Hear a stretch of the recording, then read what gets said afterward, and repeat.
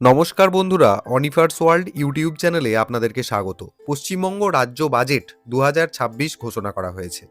তো এই বাজেটে মূল যে জায়গাগুলি স্থান পেয়েছে সেই জায়গাগুলো আমরা একবার এক ঝলক দেখে নেওয়ার চেষ্টা করব। সবাই কম বেশি জেনে গেছি, কিন্তু তাও লিখিত আকারে ১২৩ থেকে ১২৬ নম্বর পাতা যেগুলো রয়েছে সেই জায়গাতেই কিন্তু হাইলাইটেড অংশগুলি রয়েছে, সেগুলো আপনারা জাস্ট একটু দেখে নিন। তো ২০২৬ সালের বিধানসভা ভোটের আগে রাজ্য বাজেটে যে জিনিসগুলি রাখা হয়েছে সেগুলো প্রথমেই ১ নম্বর যেটা আসে সেটা হলো বেকার ভাতা। বেকার ভাতা দেওয়ার সিদ্ধান্ত পশ্চিমবঙ্গ সরকার নিয়েছে।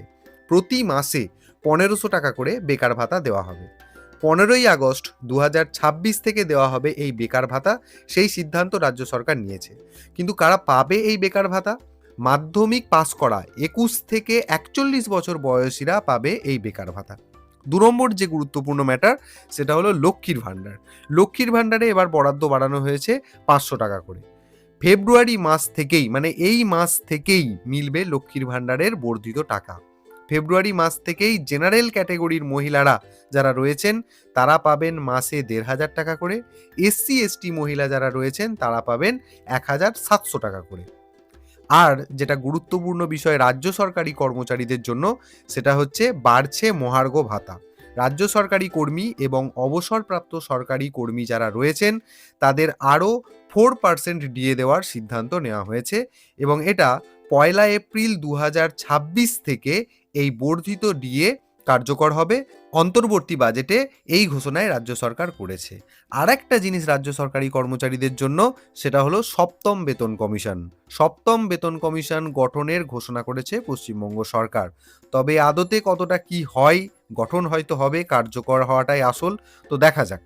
আর যেটা ব্যাপার, আশাকর্মী, প্যারা টিচার এবং সিভিক ভলেন্টিয়ার এদের মাসিক বেতন বা মাসিক ভাতা সেটা প্রতি মাসে ১০০০ টাকা করে বৃদ্ধির সিদ্ধান্ত গ্রহণ করেছে রাজ্য সরকার। এছাড়াও ভিলেজ পুলিশ, গ্রিন পুলিশ তাদেরও মাসিক ভাতা ১০০০ টাকা করে বৃদ্ধির সিদ্ধান্ত নেওয়া হয়েছে।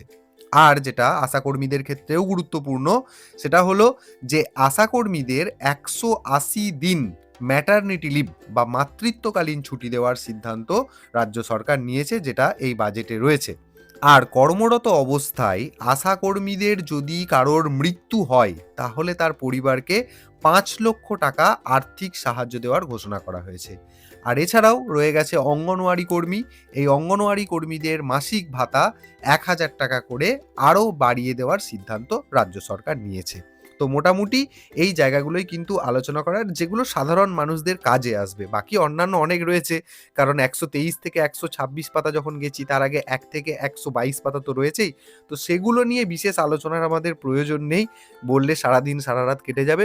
তো যাই হোক, সাধারণ মানুষের জন্য আপাতত বাজেটে এটুকুই। তো ভিডিওটি আপনারা সকলের সাথে শেয়ার করুন, এবং আপনারা যারা আমার চ্যানেলে নতুন তারা চ্যানেলটিকে সাবস্ক্রাইব করে নিতে ভুলবেন না।